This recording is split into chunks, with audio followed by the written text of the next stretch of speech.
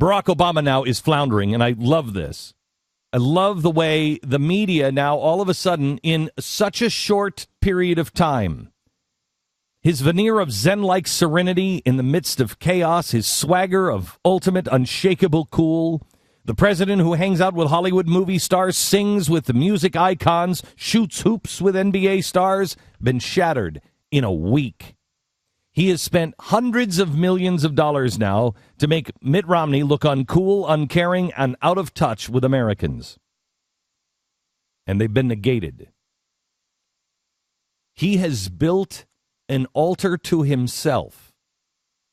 And beyond that, he has built Mitt Romney into something that he is clearly not. And the American people are just now starting to get a look at Mitt Romney.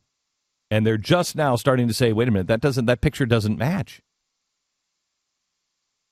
In 90 minutes last week, Mitt Romney body slammed the president so hard, by the time he regains consciousness, it's going to be time to pack up his things at the White House and load him into a Mayflower truck.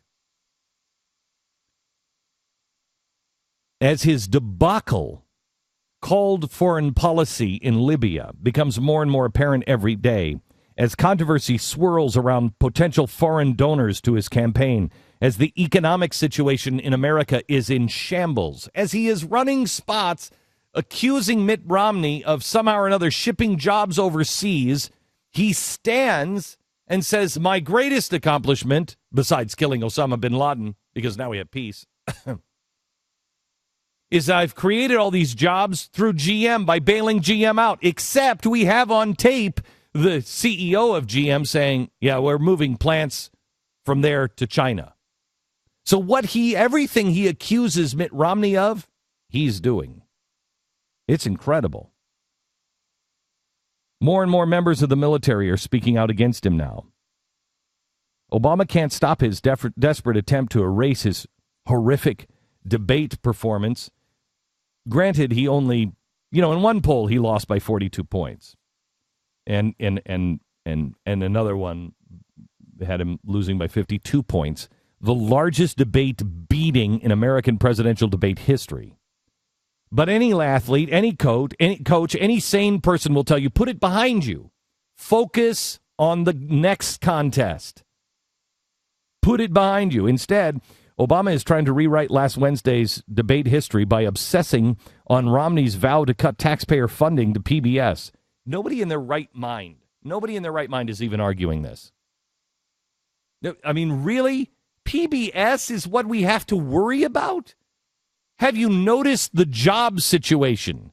Have you noticed the deficit situation? Have you noticed the situation in the Middle East? Have you seen the gas prices? He's focusing on Big Bird. Whoa. His strategy with the country metaphorically on fire, and give it time, it probably will be on fire, seems to be just attack Mitt Romney by using Big Bird. I'm Barack Obama, and I approve this message. Bernie Madoff, Ken Lay, Dennis Kozlowski, criminals, gluttons of greed, and the evil genius who towered over them.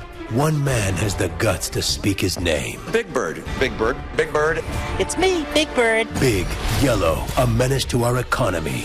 Mitt Romney knows it's not Wall Street you have to worry about. It's Sesame Street. Somebody is cracking down on Big Bird. Elmo has been seen in a white Suburban. He's driving for the border. Governor Romney's plan is to let Wall Street run wild again, but he's going to bring the hammer down on Sesame Street. That is, I mean, even his adoring groupies at MSNBC can't figure out what he's trying to prove here. When is the Obama campaign going to stop talking about the debate? You know, one thing that grabs me about the Big Bird. That's a good point. One thing that grabs me about the Big Bird ad. Yeah, but doesn't it just remind you of the debate? Yes, that's what I don't understand. They cannot seem to turn the page. Would you think? You would think the Obama campaign would want to start looking forward toward the VP debate this week and the two remaining presidential debates. Today, the Obama can't release this ad. Again, going back to Romney's line about Big Bird. This, I think, is Mickey Mouse. But okay, I mean, when you've lost MSNBC, I mean, you just have to start shooting the reporters in the head. I mean, as the president of the United States, you're just like, well, it's time to shoot Chris Matthews in the head now.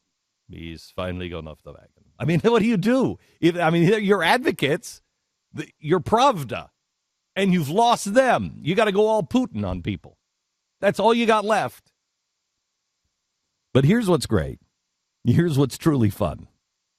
It was a week ago. 1 week ago. It was all over. Barack Obama is going to have his second term. Landslide. They'd already swept away this white, rich, unrelatable outsourcer, this unfeeling, uncaring corporate crony, this Mormon. The polls proclaimed it. The media dutifully reinforced it. The Obama administration reveled in it. Then America met the real Mitt Romney. And guess what? America liked him a lot. He made sense. He was real. He genuinely seemed to care. His policies weren't all that crazy. And he politely reminded the 67 million Americans watching that Barack Obama had been president for the last 4 years. He, in fact, had to remind the president that he had been president for the last 4 years. So why, after all the hope and change, hasn't anything improved, Mr. President? So now as panic ensues in the Obama camp, 1 week later, we're meeting the real Barack Obama, the thin-skinned narcissist. And with this ridiculous Sesame Street nonsense, he's showing us once again that he continues to believe, as he always has, that only government can make the world go around. He wants us to believe that if the evil Mitt Romney actually did cut off federal funds to Sesame Street, it would fold like John Travolta's leisure suit in Saturday Night Fever. But happily, Sesame Street doesn't need federal assistance. It doesn't need food stamps or Social Security benefits. Sesame Street airs in 140 countries worldwide. It features some of the most well-known and beloved characters in all of American history. Big Bird, Bert and Ernie, Elmo, the Grouch, Grover, the Count. You got all. Its products bring in hundreds of millions of dollars per year.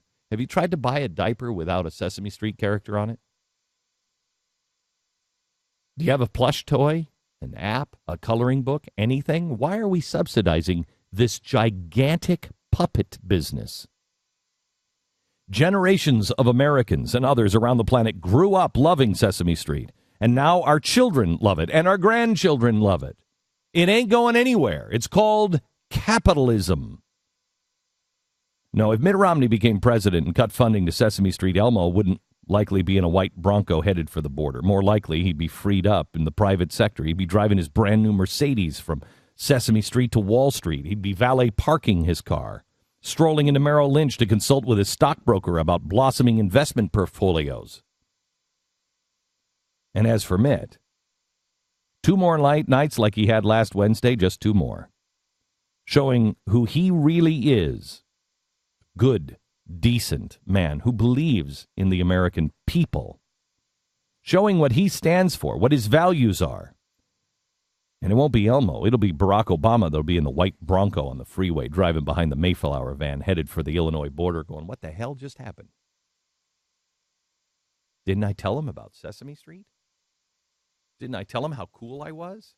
Didn't they see that Jay-Z was hanging out with me? What's wrong with them? And he'll go home never understanding the American people. What a wasted opportunity